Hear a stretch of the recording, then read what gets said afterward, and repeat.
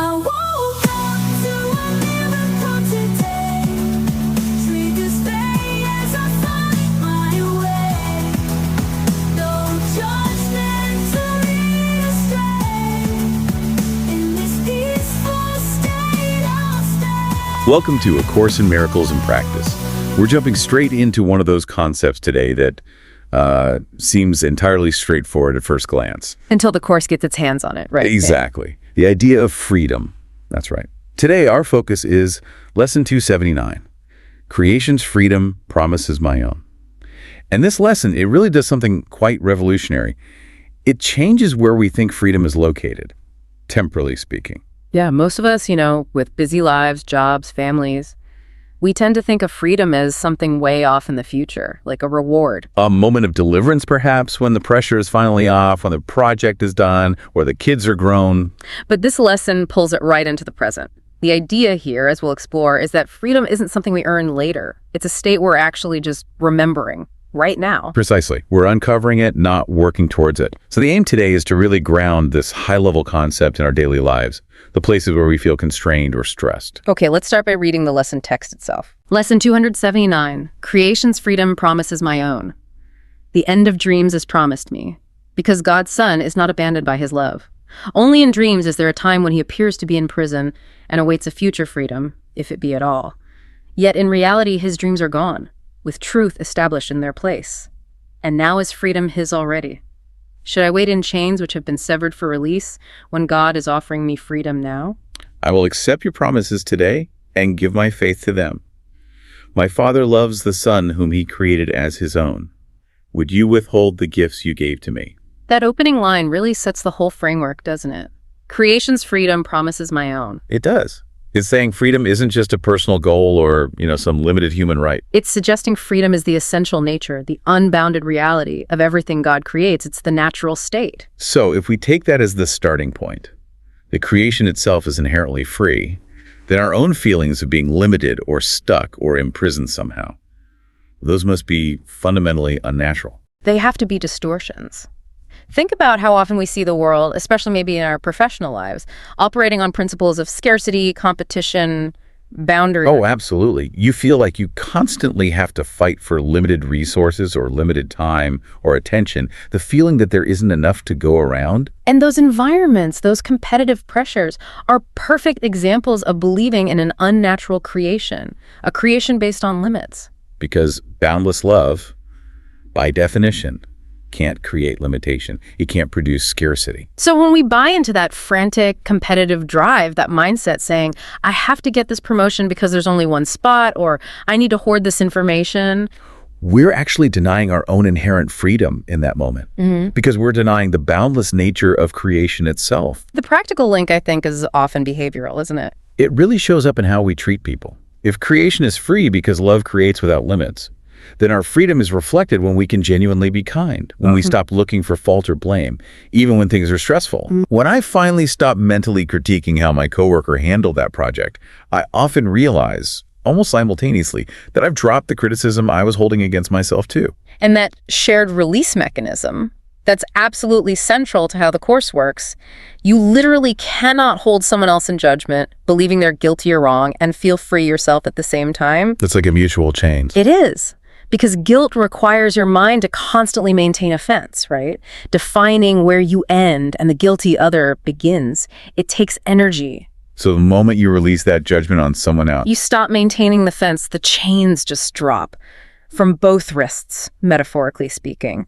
The release is immediate, it's shared, and it's automatic in the mind. Okay, I grasp the theory there. But here's where let's say the practical application can feel tricky. If I release the judgment internally, I feel that freedom. But what if the other person, maybe it's a difficult client or an angry family member, what if they're actively choosing to stay angry, choosing to feel wronged? Doesn't their choice kind of limit that shared freedom you described? That's such an important question because it really gets to the heart of the difference between our internal state and the external appearances. Right. The shared nature of freedom the Course talks about is a promise about the mind, not necessarily a condition of the body's interaction in the world. Okay. When it says the chains drop from both wrists, it means they drop from our perception of both ourselves and the other person. Their outward reaction, their continued anger perhaps, that's their choice within the dream, their script. But internally, in my mind. In your mind, you are free because you're no longer using their behavior as an excuse to postpone your own peace. You're choosing to connect with the truth of who they are, their created reality, regardless of the temporary dream role they seem to be playing. So my choice for internal freedom isn't dependent on their reaction. Not at all. And in fact, your choice to see beyond their dream actually strengthens the memory of freedom for everyone, for the whole sonship, even if it's not immediately apparent externally. That distinction is incredibly helpful. It shifts everything from trying to change the external situation, Which is often impossible. right, to simply changing how I see the situation. And that makes me think of that gym story. So a friend suggested we work out together. Now, I take my workouts pretty seriously. It's my stress release, my focus time, Got it? Structured. very. But every single session, he'd turn it into these long catch-up conversations right in the middle of my sets. I started getting really, really frustrated, internally, I mean, You saw him as the obstacle. completely. He was ruining my efficient workout plan. I actually started dreading going, and that irritation would just linger afterwards. So the workout, which was meant for stress release, became another source of stress, another area where things had to be just so, a form of control. Exactly. I was caught in the belief that I needed this specific form, the perfect, uninterrupted workout, to achieve my internal goal of feeling peaceful or less stressed. Then, after weeks of this sort of quiet resentment building up, I had this sudden shift, a moment of clarity. I realized he actually kind of hates working out. He was only showing up and during the gym environment because he knew I valued that time. And it was maybe the only slot we both had free to connect. He wasn't trying to derail anything. He was making an effort for connection, using the form you preferred. Yes, he was trying to connect in the way he thought mattered to me. It wasn't interference. It was actually a huge gesture of friendship, of kindness. So the external scene, the gym, the talking didn't change at all. Not one bit. But the meaning I assigned to it completely flipped. The content shifted from annoyance to connection. Instantly. The irritation just vanished. Poof!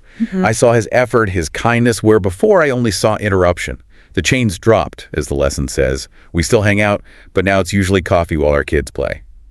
That whole friendship could have stayed stuck and transactional if I'd kept insisting he was the flaw in my perfect system. That's a fantastic illustration, because when you chose to see the love behind the form, the love behind the behavior, you aligned yourself with creation's freedom.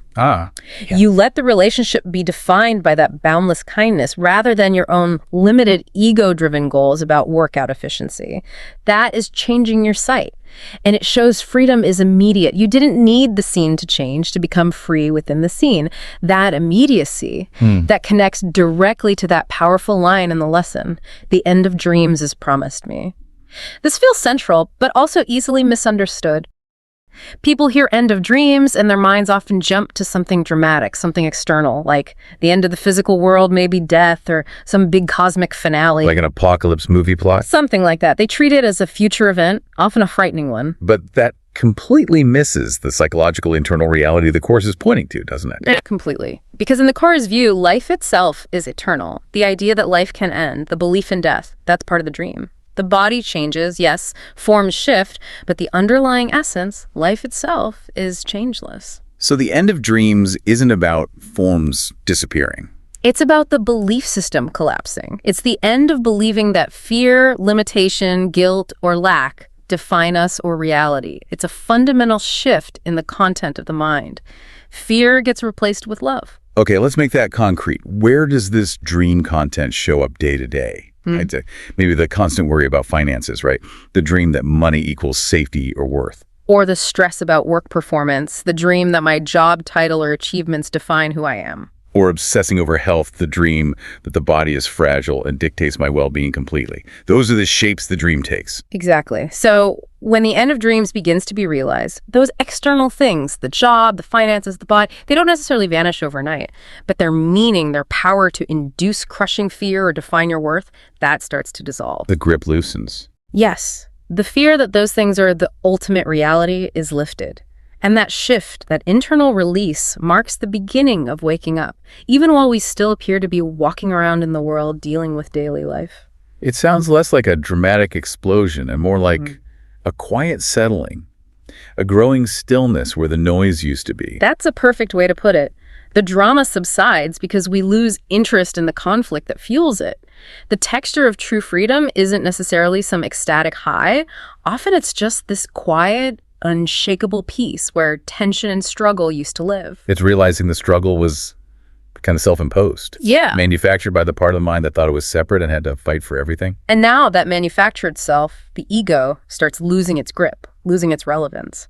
Which brings us right to the idea of delay, the ego's favorite tool for keeping the dream going. The lesson says, only in dreams is there a time when he appears to be in prison and awaits a future freedom. The ego is the absolute master of the timeline. It loves the future. Peace is always conditional, always just around the corner. You hear it all the time in your own head, don't you?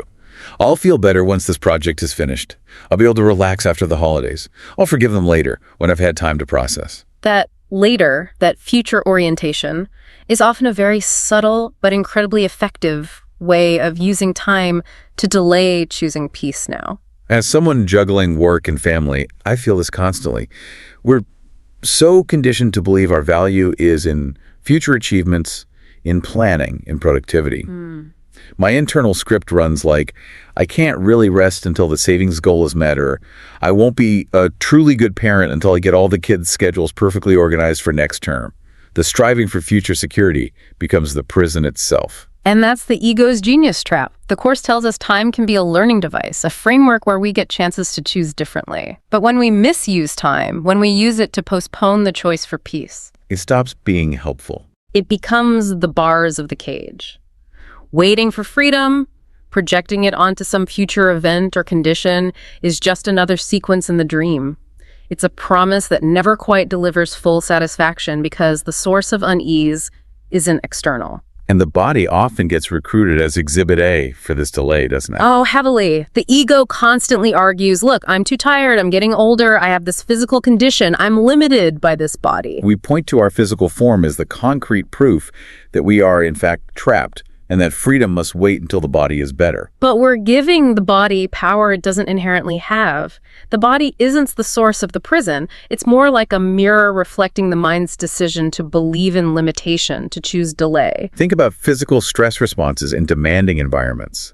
The headaches, the fatigue, the high blood pressure, maybe. Those aren't limitations imposed by the body itself, are they? They're the physiological echo of a mind that believes it's under threat, believes it's lacking, believes it has to wait for some external change before it can find rest. So when the mind shifts, when it remembers its freedom, when it stops identifying so strongly with the limitations of form and chooses peace now, The body reflects that shift. It doesn't mean chronic conditions instantly disappear, maybe, but the feeling associated with the body changes, that sense of being weighed down, of constant effort and struggle, that lifts. there's a lightness, even if you're doing the same tasks. Exactly. The body becomes more neutral. A tool for communication, maybe, rather than proof of imprisonment. The whole desperate struggle for perfection or endless productivity is suddenly seen as unnecessary because the peace you were chasing through all that effort was actually available all along, right here, in the mind that chooses it now. Okay, even understanding all this intellectually, I have to be honest, there are definitely still days where I feel myself actively, almost deliberately, clinging to those prison bars. The identity I've built, the successful professional, the provider, the person with this specific history and these responsibilities, it feels like a safety structure, a known quantity. That defined self is a huge investment, isn't it? We spend years, decades maybe, building that persona, learning its rules, reinforcing its boundaries, seeking validation for it. Yeah. So the idea of stepping beyond that, of accepting the sheer boundlessness of creation's freedom, that can feel terrifying, like dissolving into nothing. It feels like losing control, like staring into chaos. Because the ego's core message is that safety lies in definition, in limits, in predictability, even if that predictability is a cage. That phrase sometimes used, the fear of God. Maybe it's really the fear of losing that small, defined, manageable self. If I'm not the guy stressed about deadlines and providing, then who am I? It's a vastness the Course invites us into, and it can feel overwhelming. And acknowledging that vulnerability, that fear, that's essential. That's where the real work happens. We do often feel safer when we feel small and contained. The mind interprets unlimitedness as a loss of control, a loss of self. But the lesson keeps reassuring us. Constantly. What waits outside those self-imposed bars isn't chaos or judgment. It's love. It's our true nature, which is inherently safe, eternally cared for. The walls we build aren't protecting us from danger. They're actually walling us off from love. That perspective shift, that the walls keep love out, that really lands. And it connects to something you mentioned earlier, that conflict about feeling guilty if you maintain internal peace when people around you are upset. Yes, that can be such an intense internal struggle. When I'm managing to hold on to a space of quiet stillness, having deliberately chosen peace, and then someone is in deep emotional distress, The immediate thought is, the ego immediately whispers, your peace is selfish, it's indifference, you should be mirroring their pain to show you care, to connect with them. right. We feel this obligation to jump into the suffering with them, to prove our empathy. We confuse sharing the pain with actually being helpful. But if my mind is truly part of the one sonship and creation's freedom promises my own, then my holding on to peace isn't indifference at all. It's the contribution. It's the only truly helpful contribution we can make in that moment.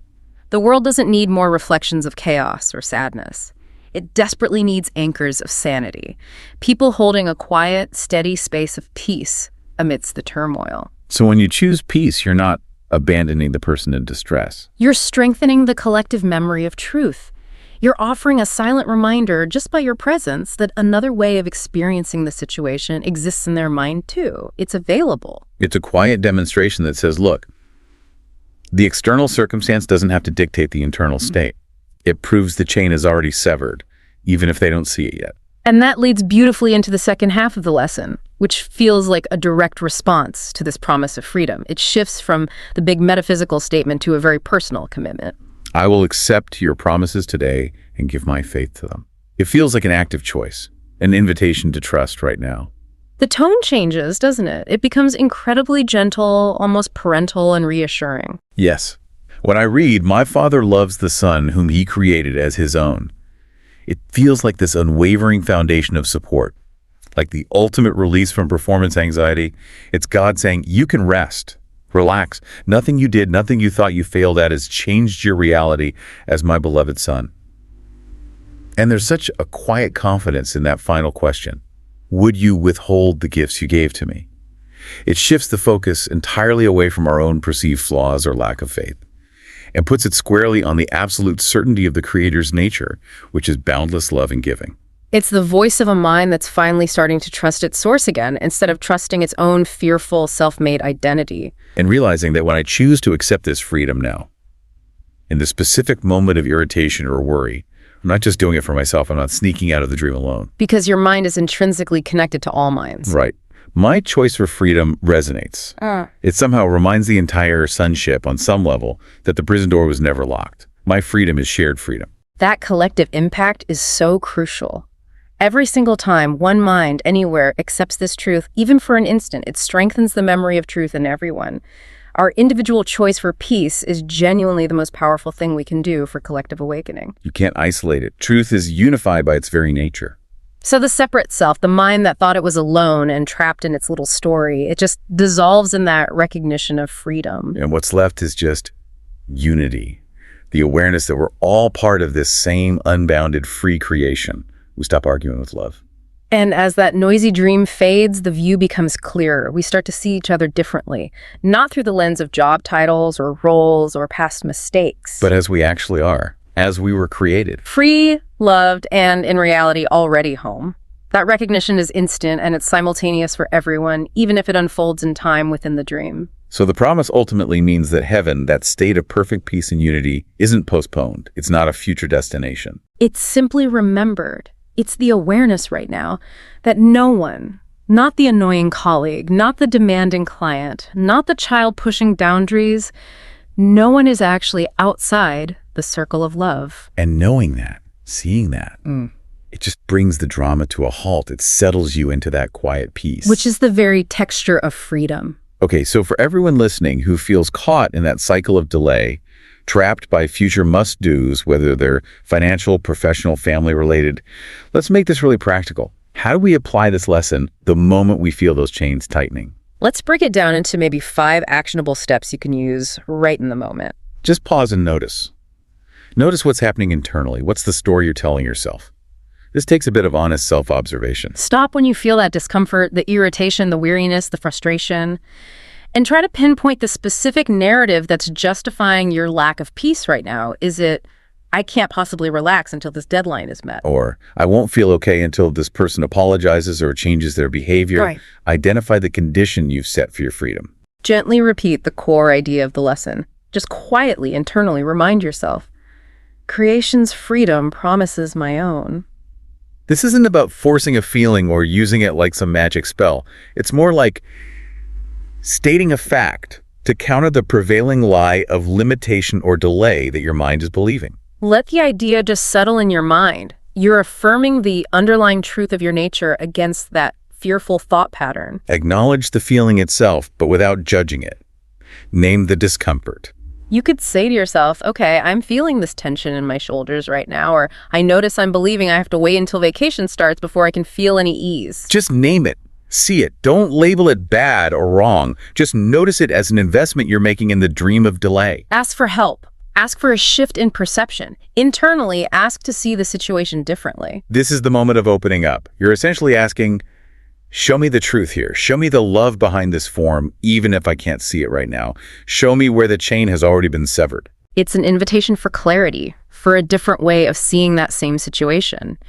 And step 5, rest for a moment in that possibility, in the truth. Allow any sense of relief, however small, to just settle in.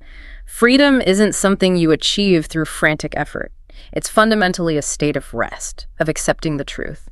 When you genuinely recognize, even fleetingly, that the chain is already broken, the need for struggle starts to ease. You might still need to complete the task at hand, write the email, have the conversation. But the energy behind the action changes. It becomes less driven by fear and pressure and more gentle, maybe more efficient, certainly more peaceful. That shift in the quality of the action from frantic effort to something more like gentle efficiency, that's the real practical proof the lesson is taking root.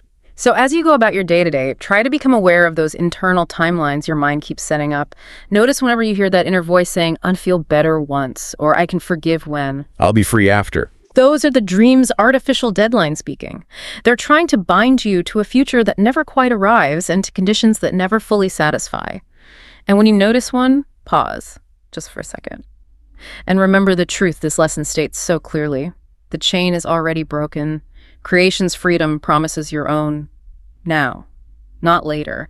The only delay is the one we agree to maintain in our own minds. Thank you for exploring Lesson 279 with us today, digging into Creation's Freedom Promises My Own.